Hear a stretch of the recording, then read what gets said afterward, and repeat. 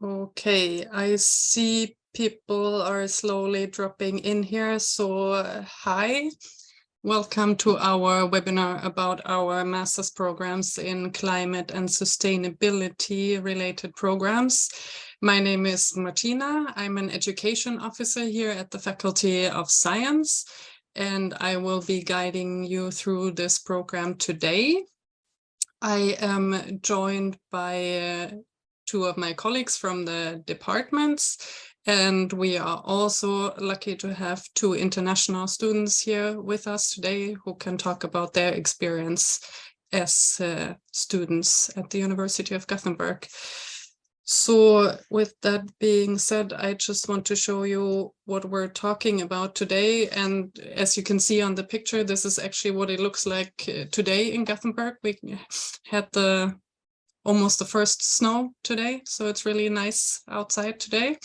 But we are talking about our master's programs. We'll give you a short introduction of the city of Gothenburg, what the study system looks like, and the admissions process.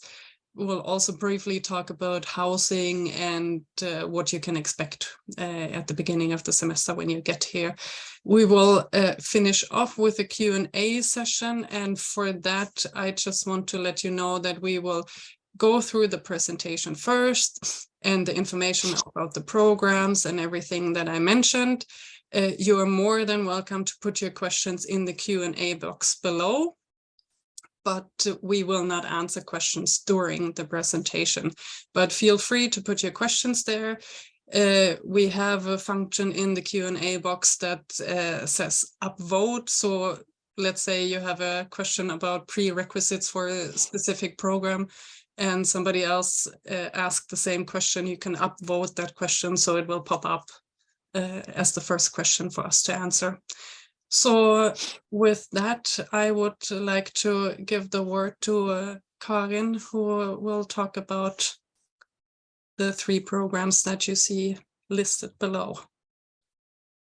Hello, yes, my name is Karin Karlsson and I'm a student counselor in environmental science at the Department of Biological and Environmental Science. And in environmental science, it deals with humans' impact on the environment and what we can do to reduce this impact. It is interdisciplinary, and our programs have a strong basis in natural science, but also with the significant elements of technology and social science. And society is crucially dependent on well-trained environmental scientists. So if you want to take part to contribute to more sustainable development, I think maybe one of our programs is something for you. And I will start to talk about atmosphere, climate, and ecosystem. And then we also have ecotoxicology and environmental science. So we have 3 master programs for international students. Next slides, please. Atmosphere, Climate, and Ecosystems Master Program. And this program we also call the ACE program. And within ACE, you study the complex global systems made up of the atmosphere, climate, and ecosystems, and the related global challenges. You get an understanding of the processes occurring in the atmosphere, how air quality affects life quality and ecosystems globally. And within this program, you have 3 mandatory courses: Global Change Problem Analysis and Measures, Climate Change and the Earth System Perspective, and Biogeochemistry. And these courses you take the first year. During the second year, you can choose between 45 or 60 credits master thesis. And then you can include optional courses between about 30 and 50 credits. And this depends on the size of your master thesis. And within the optional courses, you can choose a direction towards biology, climate, or chemistry, and that's depend on the background and your bachelor, the major area in your bachelor. Next, please. The Ecotoxicology Master Program. Toxic chemical cause a massive environmental damage and have a huge impact on human health. Within the Ecotoxicology Master Program, you learn to characterize, understand, and predict the effects of toxic chemicals on plant and animal populations, ecological communities, and ecosystems. And within this program, there are 5 mandatory courses that you take during the first year. During autumn semester, you start with fundamentals of ecotoxicology, and then you take environmental impact assessment and chemical risk assessment. During spring semester, the first year, you take the course ecological toxicology towards physiology, and then ecological toxicology towards ecology. During the second year, you can choose to take a master thesis of 30, 45, or 60 credits. Then you can choose optional courses, but it's dependent on the size of your master thesis. Next, please. The Environmental Science Master Program. Within this program, you will gain in-depth knowledge and competence regarding all aspects of environmental problems. You learn about today's crucial issues of climate change, air and ocean pollution, biodiversity loss, and poverty reduction. And within this program, you have the possibility to include more optional courses, so you have the freedom to choose your own specialization. And during the first year, you have 2 mandatory courses: global change, problem analysis and measures, resource efficiency, energy, material flows, and ecosystem services. And then during the second year, you take the course advanced environmental methodology, and then you have a master thesis of 30, 45, or 60 credits. If you take a 45 or 60 credits master thesis, you have to take the advanced environmental methodology course during the first year. And you have optional courses between 30 and 60 credits, and this depends about the size of your master thesis. Yes, please. Entry requirements. For all 3 programs, you have to have a Bachelor of Science in Natural Science. So that can be environmental science towards natural science, biology, chemistry, earth science, or physics. For ecotoxicology, you also must have at least 90 credits in biology and chemistry, with a minimum of 30 credits in biology and 30 credits in chemistry. For the environmental science master, you also have to include, you also have to have at least 15 credits in environmental science, natural science. And after graduation, our students usually end up working as environmental experts in both business and public sectors, or continue with research as a PhD student. Example of this is at the public sector. It can be positioned at the regulatory authorities at a county, national, or international level. It can be at the private sector, position in the industry, or environmental consultancy firms. It can be positioned within non-governmental organizations, in the education sector, for example, as a teacher in the field of natural science. Next, please. And why should you come here to Gothenburg and study environmental science? Well, if you want to learn how human activities are linked to environmental problems, that's one good reason. If you want to find possible solution for a sustainable future, if you want to work in an interdisciplinary context, if you want to be in academic culture in relatively small classes, if you want to have a lot of international contacts, and you can perform your master thesis within one of our top research groups. So there are many good reasons to come here and study environmental science. Yes. So if you are interested about environmental science and any of our master programs, you are welcome to contact us as environmental science at bioenv.gu.se. Thank you. Thank you very much, Karin, for that introduction. With that, we will move on to the next three programs that we would like to, two programs that we would like to present.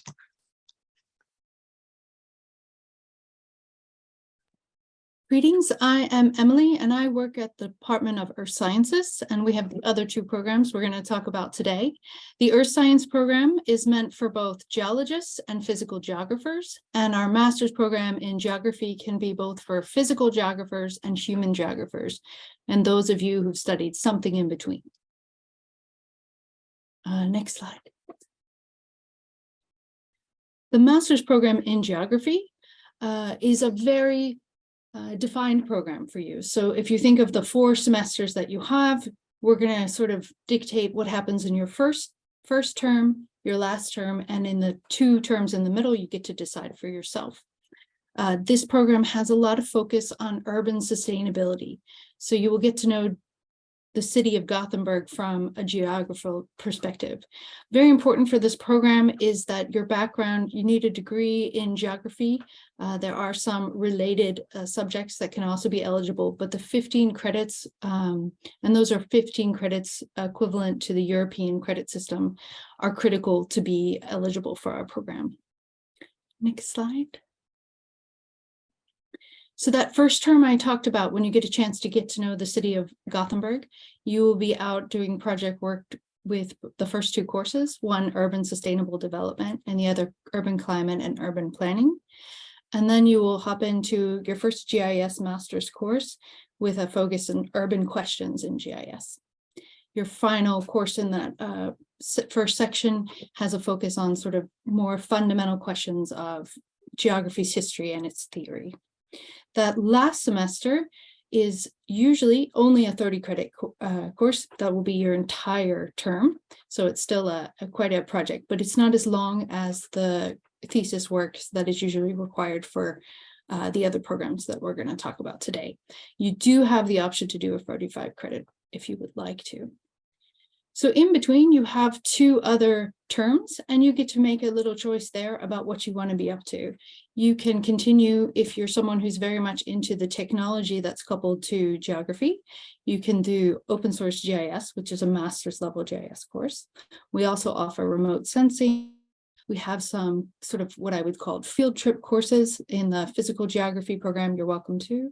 We have some courses in human geography, and students can also make some alternate choices. They can go abroad for 1 term, they can do an internship, and you're welcome to look at other courses and other programs as well. Next slide. Onto the master's program in Earth Sciences. Geologists and physical geographers are welcome into this program.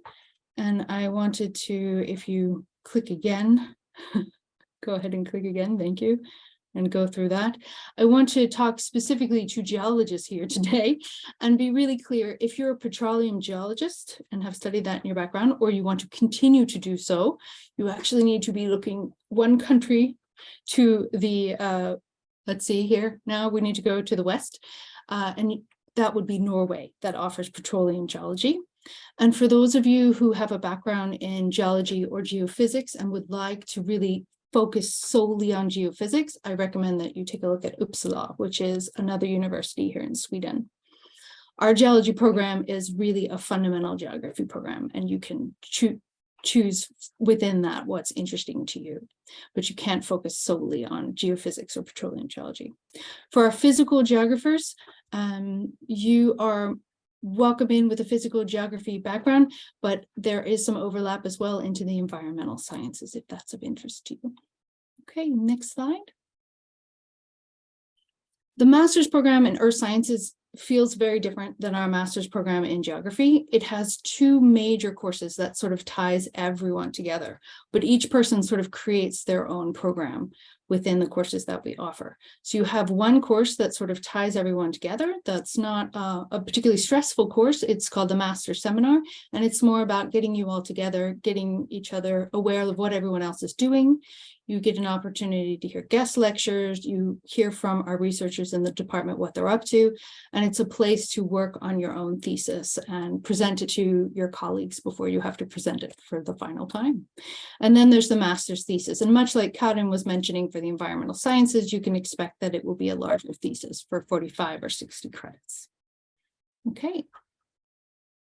We offer quite a few courses, and students can also choose courses from other departments as well.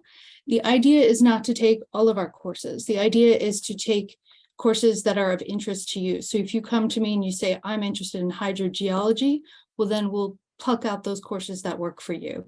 If you come to me and say, I'm interested in drones and remote sensing, then you're going to pick out certain courses as well. So the idea is to attach the courses of interest to you and have a thesis that matches with your interest. All right, next. For some international students, there is an interest in some of our courses that we offer at the bachelor's level. In a master's thesis, master's program, you're allowed to take 30 credits at the bachelor's level. So students are welcome to take those if they're of interest. In particular, many students like to take the GIS and remote sensing. All right.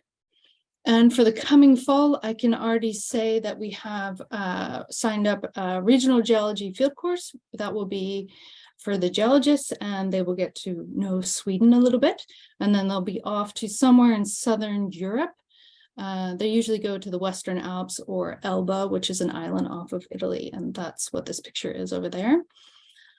This other picture is down at one of the research stations that the university has. We have several that all the departments are welcome to use.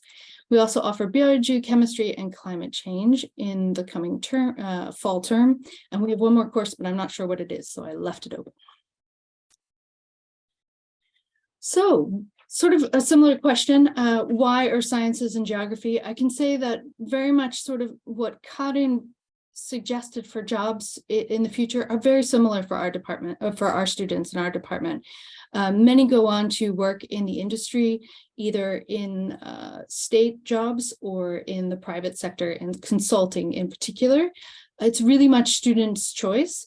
Many students go on to do a PhD if they choose. Our particular students here in Sweden are often more interested in going straight into the job market, but that is certainly an opportunity for you. We have relatively small groups for teaching and have very much the same small, we're a relatively small department, but they're very active research groups here. So you're welcome to choose a thesis and really be in close contact with someone doing research here in the department. Thank you. Well, thank you, Emily. We are moving on to our students who, oh, sorry, forgot your contact details. Me too. Not yours, but here they are. And for everybody that registered for the webinar, you will get the presentation sent to you afterwards. So now I would like to welcome our first student to talk about her experience here in Gothenburg.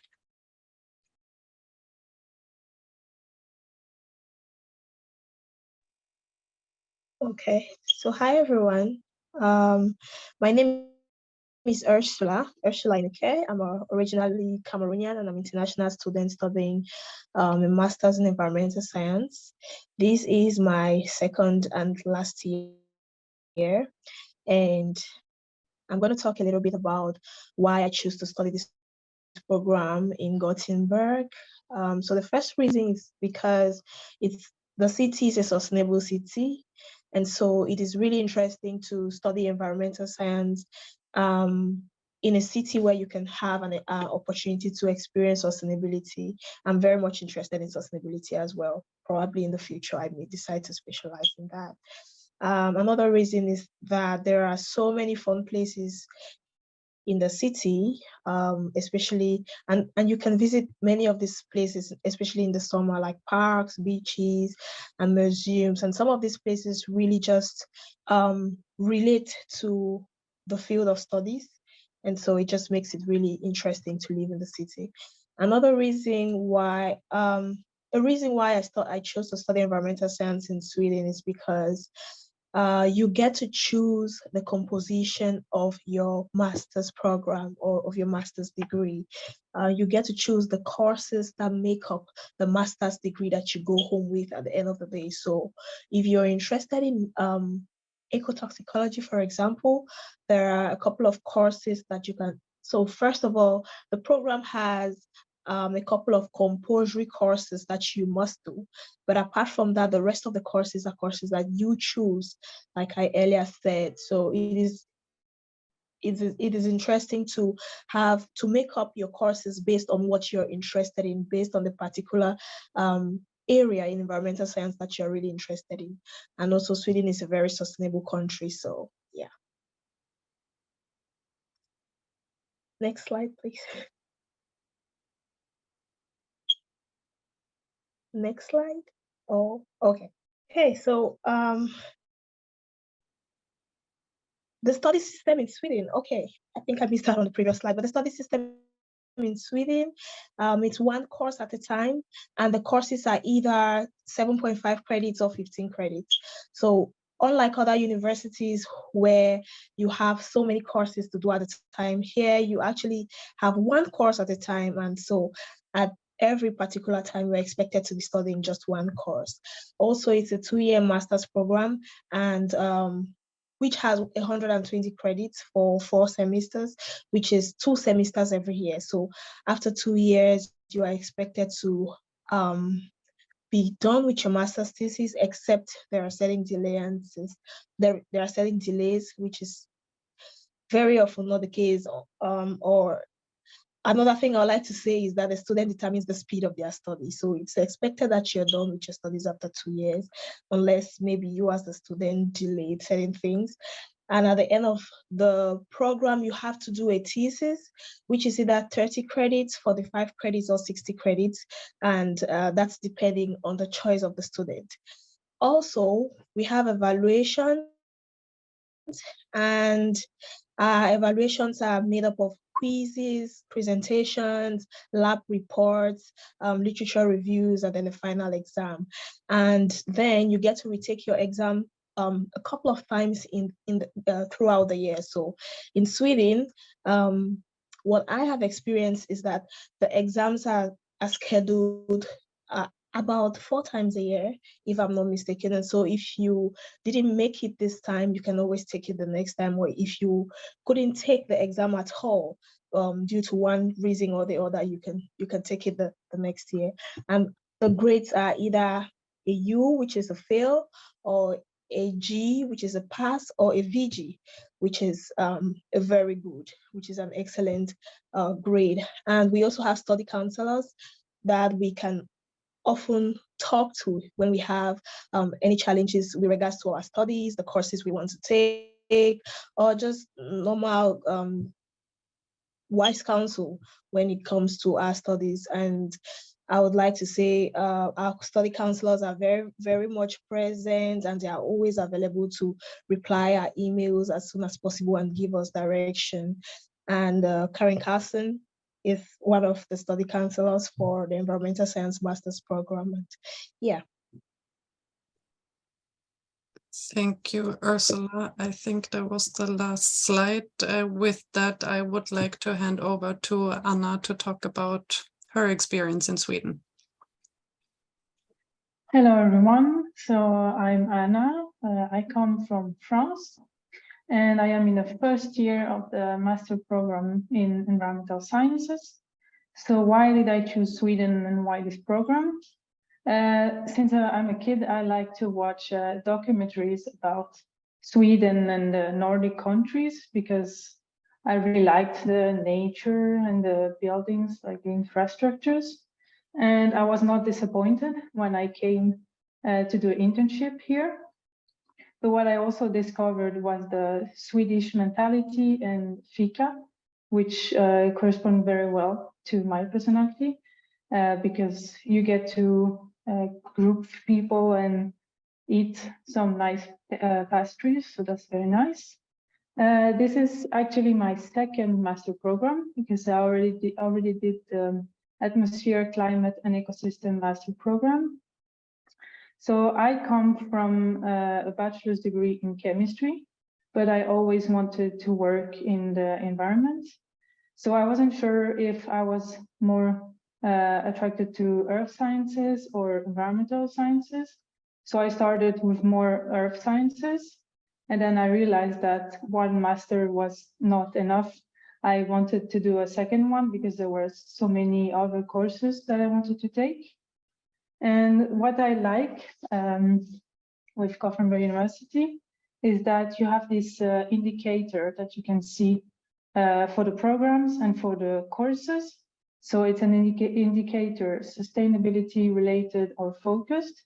And if you Google sustainability labeled programs, Gothenburg University, you will see for each program an explanation how they're related to sustainability. And why I chose Gothenburg? Well, I like how it's very close to nature. We have nature a bit everywhere around us, in parks. We have a big lake, and this the photo that is at the bottom is me when I was walking around the lake. So that's very nice. And the photo at the top is me in a big greenhouse that is in the center of Gothenburg, which is very nice. And also there is always something interesting happening in Gothenburg. I'm subscribed to a lot of newsletters. I follow Facebook events or like on Instagram, because no matter what you like, there will always be interesting events for you. Next, please. So now a bit more serious matter for the visa and scholarship information. So first of all, what we strongly recommend is for you to apply during the first admission round if you want to apply, whether you're international from outside the EU or inside the EU. And for, of course, internationals outside the EU, it's even more important, since you will need to apply for a residence permit before you come to Sweden. So we also recommend that you apply for your residence permit as soon as possible when you're admitted in April. And there is this new rule since November of this year that all the students applying for a residence permit must present their passport at a consulate or embassy of Sweden in your home country. And that is because you need to submit your biometrics. And that is something that can take a lot of time. Also, since we guess that you will be interested in scholarships, don't forget the deadlines. And in this link that you will have access to, you have all the information about all the scholarships possible and their deadlines. Next, please. So now about housing. We recommend that you register on SGS Student Bostäder because the longer you are in the queue for getting housing, the easiest it is. And also to focus on these options that are called direct and sista minuten, which has literally direct and last minute. It's basically housings that are available last minute. So it's after the 15th of the month. And they're available because someone else didn't want them and they need to be filled. So that's a very good opportunity to get. What is also nice is to join student body Facebook groups, or you can use like social media. If you join the student union, it will give you more queuing time. So that's also very nice. All around Gothenburg, there is new housing being built. And the thing is also that you shouldn't limit your search to the city center, because there are also very nice areas further away, and we have a very nice transport system. The only thing is that you have to be careful with scam if you rent privately. So you're not supposed to send any money before you're sure of what you're getting into. So be careful, trust your instinct. An option that you have is long stay hostels. So if you check with the tourist center, they have a list that they can give you. Of course, things like Airbnb. I have some friends that stay at Airbnbs. So temporary accommodation reservation for your first days, that's a good idea.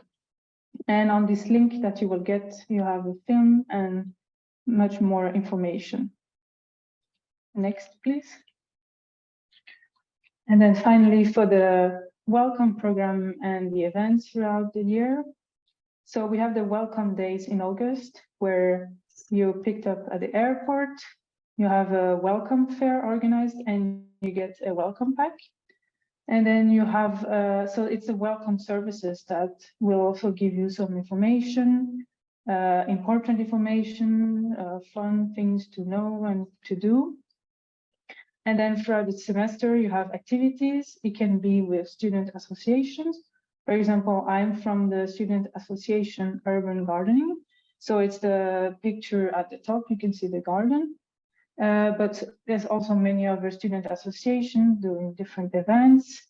You have also webinars, like so that's also nice on Zoom or on campus or with different organizations.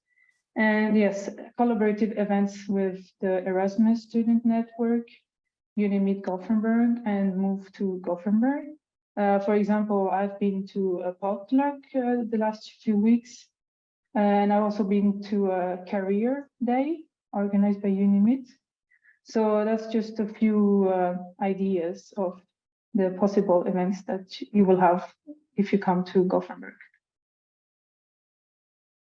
Yes, and with that said, I want to, before we open up for questions, so please put your questions in the Q&A box.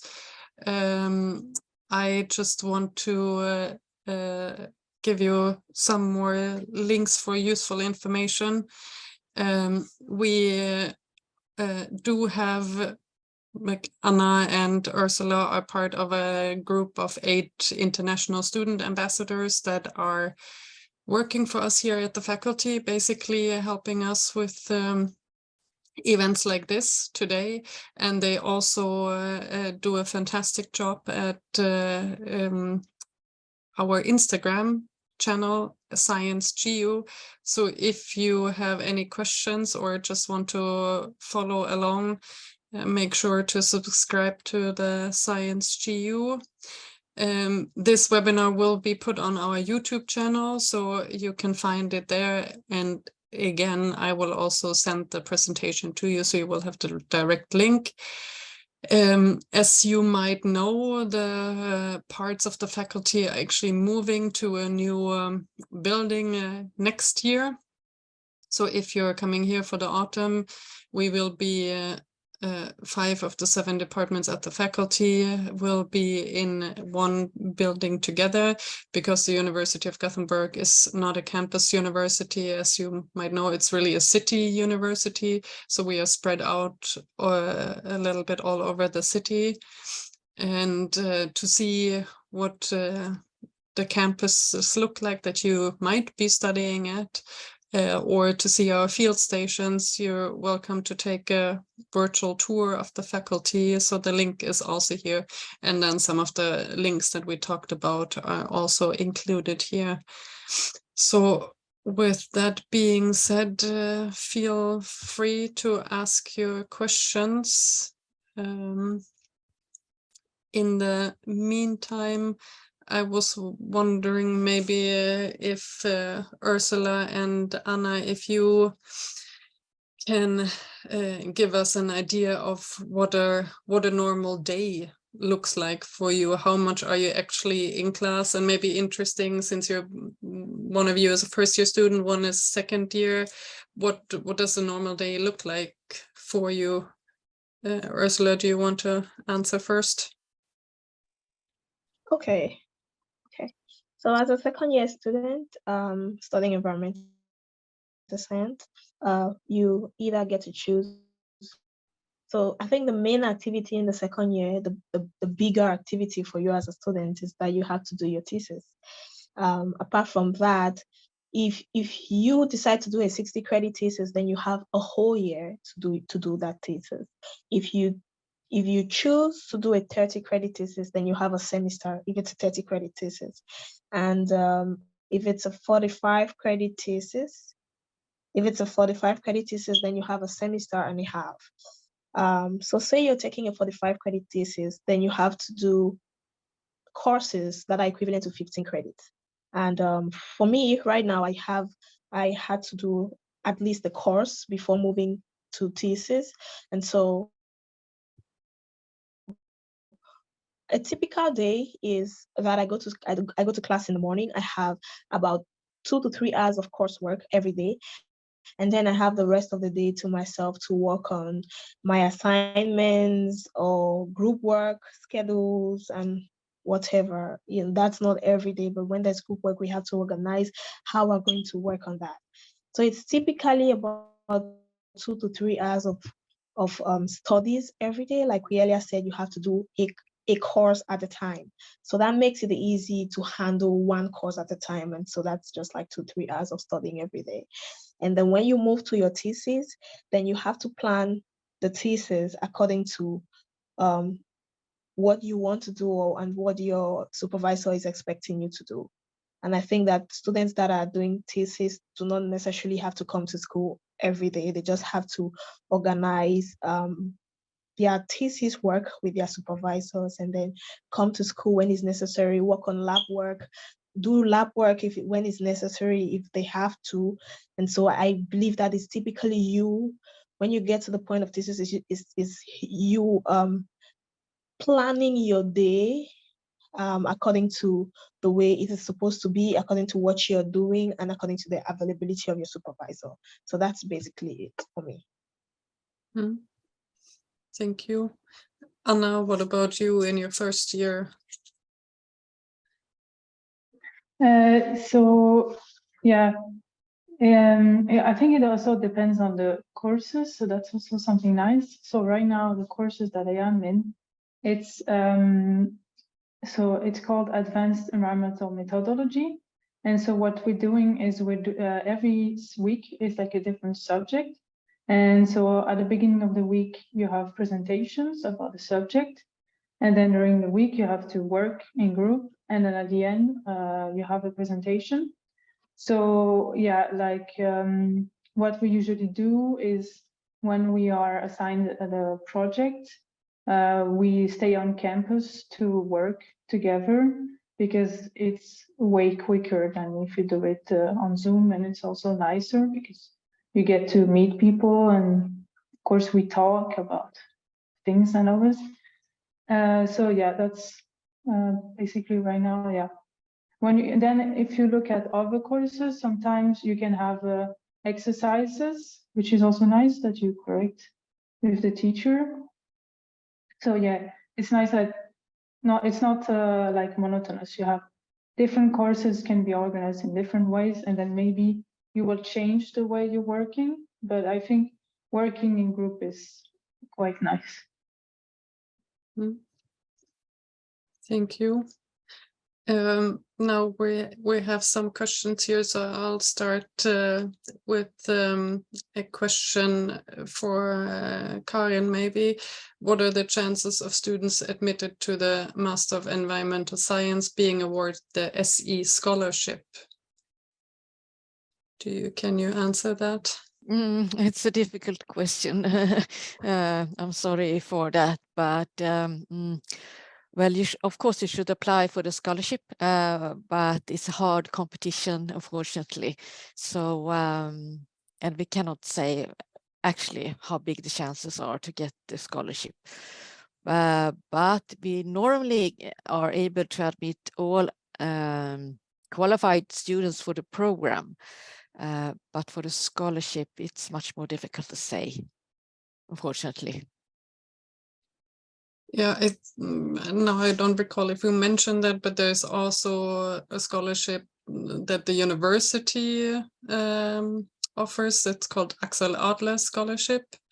And you will, as a student that has applied to the University of Gothenburg, and if you have, if this is your first priority choice, then you will get information from the university about the scholarship, that it's time to apply.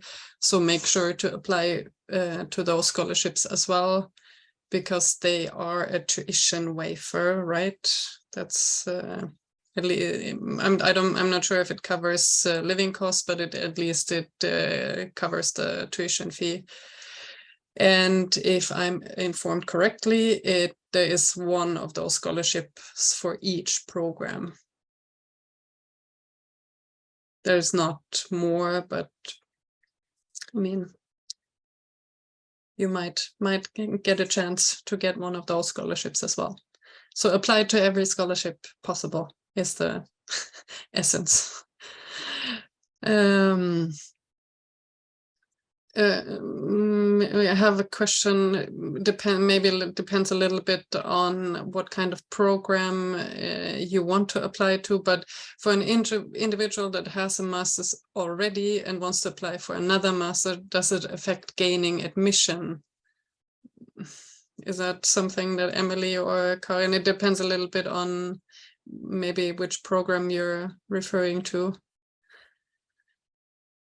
That's an interesting question. I would say not in general. The admissions process is sort of two steps. The admissions does sort of the first step. They authenticate all your documentation that comes in. They look at language and so forth. And then they simply send on to the departments for the actual, is this person in the subject that they're interested in studying eligible? But we don't actually make any reference to extra studies or so forth. What admissions then does with that, I can't answer, but there's nothing that explicitly says, and I know we have had students like Anna who have studied a master's before. Anything that you would like to add, Karin? Otherwise, I have the next question. Yeah, I think you can take the next question. Yeah. So, yeah. Are there any minimum grades to be accepted into the programs? Normally we don't look at that, but so for the environmental science, you just need to fulfill the requirements, and then normally this is enough. What about Emily, your programs? It feels the same, but I know that more people apply than are accepted, and so I'm assuming that the process by which admissions takes the students we say are eligible and then decides who gets a spot, there's some sort of academic ranking going on, but I can't speak to that process specifically. Yeah, because the process is like that you apply through university admissions, which is a Sweden-wide page, basically, that gives you information about what are the requirements for my home country. So there might be somebody from Germany knows exactly, okay, they have to hand in their, gymnasium abitur grades, and somebody from a different country, they have it spelled out for you exactly what you need in your specific case. And that kind of goes into the next question here. Are supporting documents required when applying? I would say that kind of depends also a little bit on what is your background and where you're applying from, maybe. Yeah, I can say for environmental science, it's enough that you added basics. So, and you can find at the university admission what are the basics. But it's the bachelor degree and also a transcript of records, official transcript of records that is needed, and also that you fulfill the English requirements. Same with us.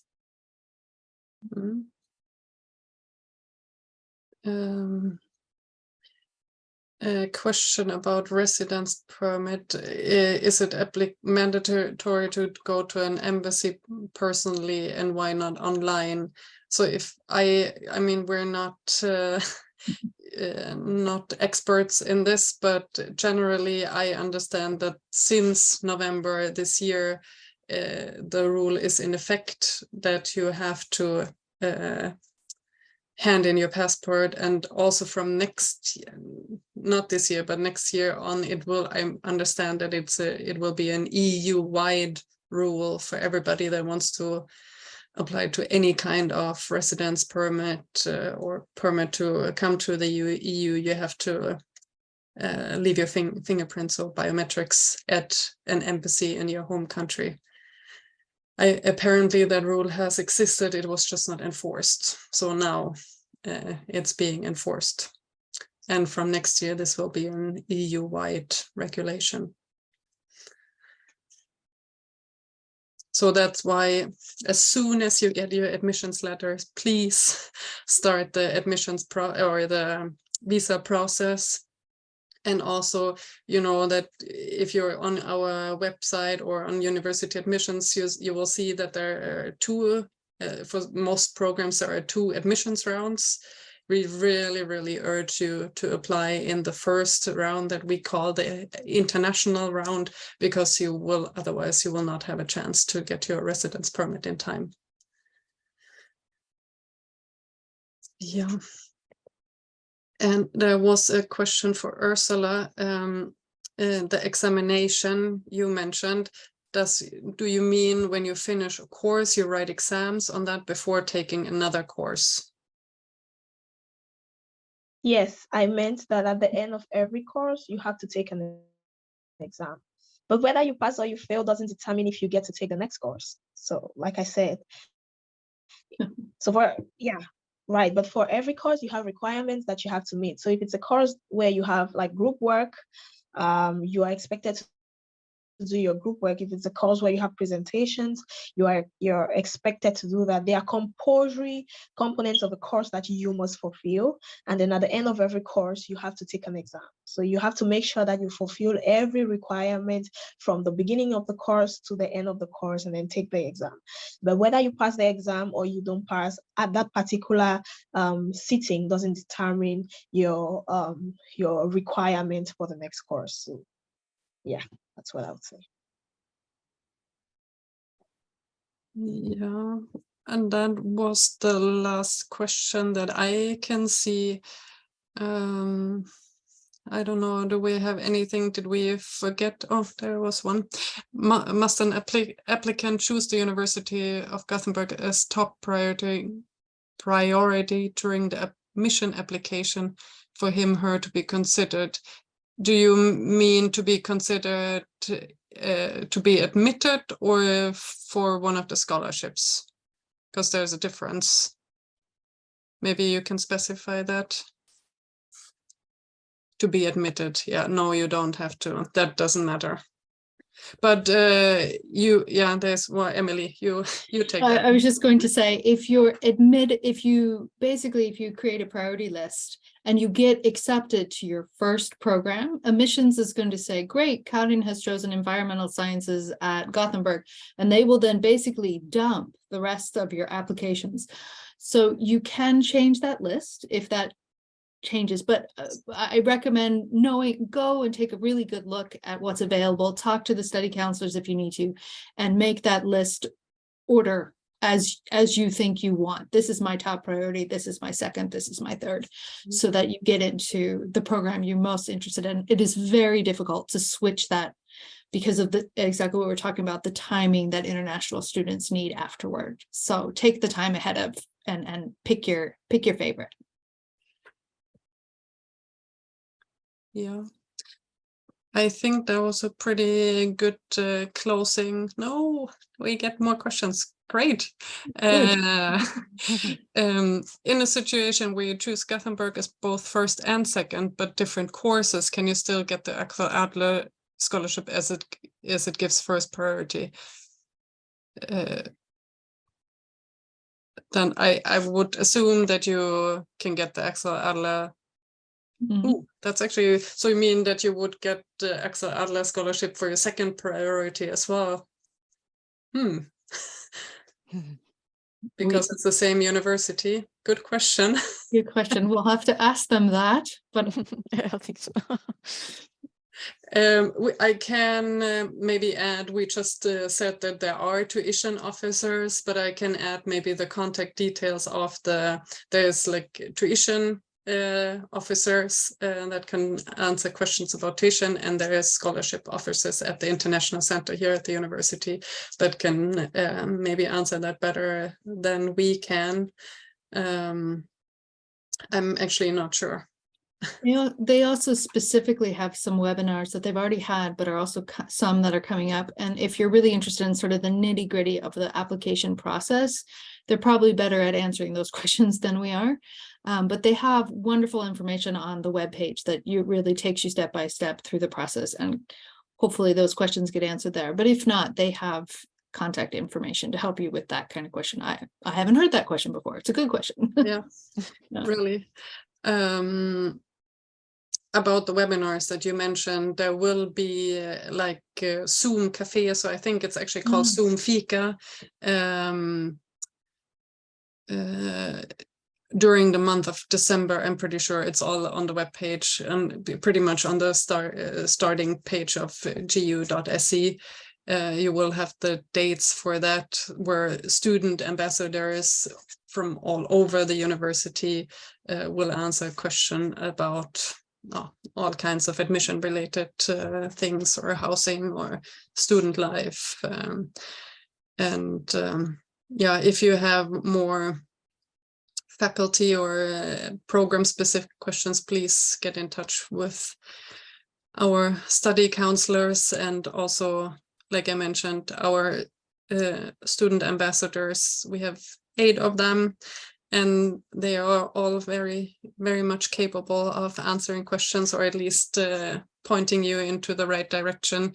We have a page on our site that's called Contact a Student, where you can get in touch with Anna, Ursula, and their colleagues. There was one more question about if I am not passed or accepted my residence application. So is it all application at embassy?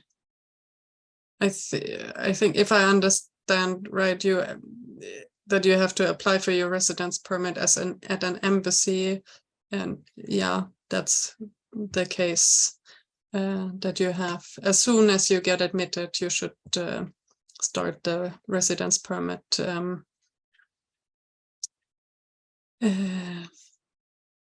process.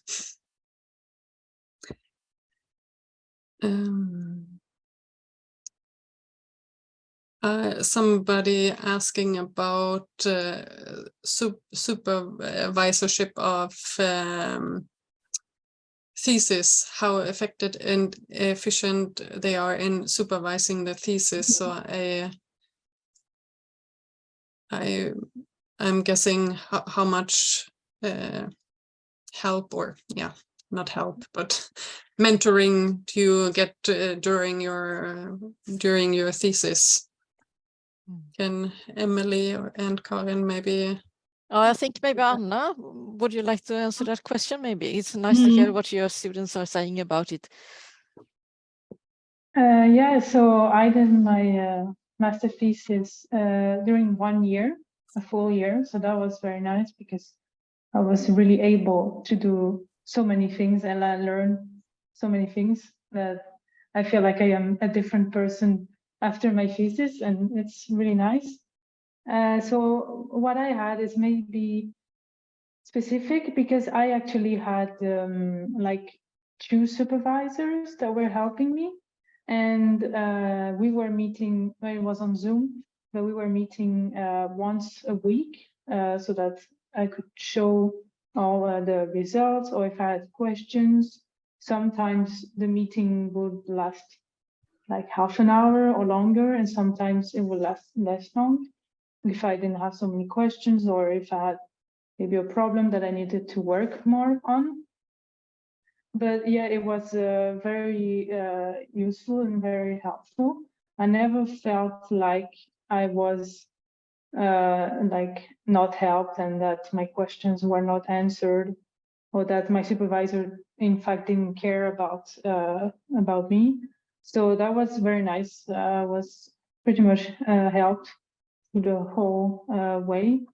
And maybe how I can say how I found my master thesis is I had a course that I really liked, and the main teacher from this course, I thought it was a very interesting like researcher, what he was doing. So I asked him, do you take any master student for a thesis? And he told me yes, and then we set up a meeting, and he asked me what I was more interested in, and then showed me the possibilities. And then I was put in contact with my supervisors, and so there was like 2 subjects, and I chose one of them, and then it was pretty smooth. So if you see a teacher that you really like the course, or you really like what they're working on, sometimes it's like they're in a group of researchers, then I really recommend to send them an email and say that you're interested, and see what's possible. And then you can choose what you prefer the most.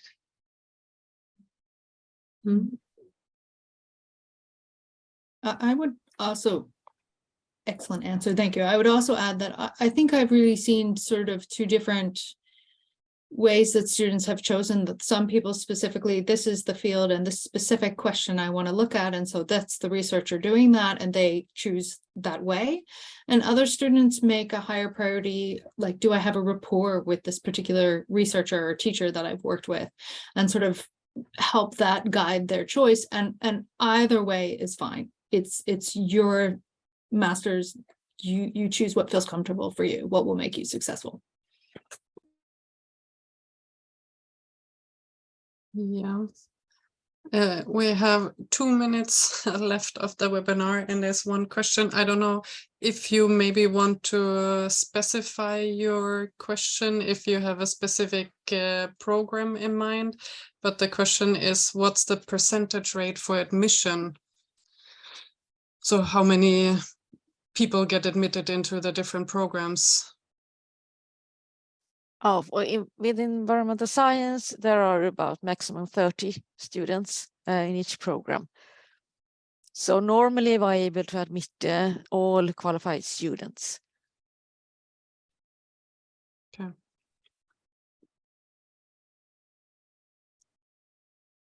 I don't know if we need to specify more, or if that that was sufficient. I don't know if the next question maybe is a little bit too specific to answer here. So if maybe if Karin feels like she can answer that, we can type the answer. Otherwise, I will save it and see to that you can get your answer there.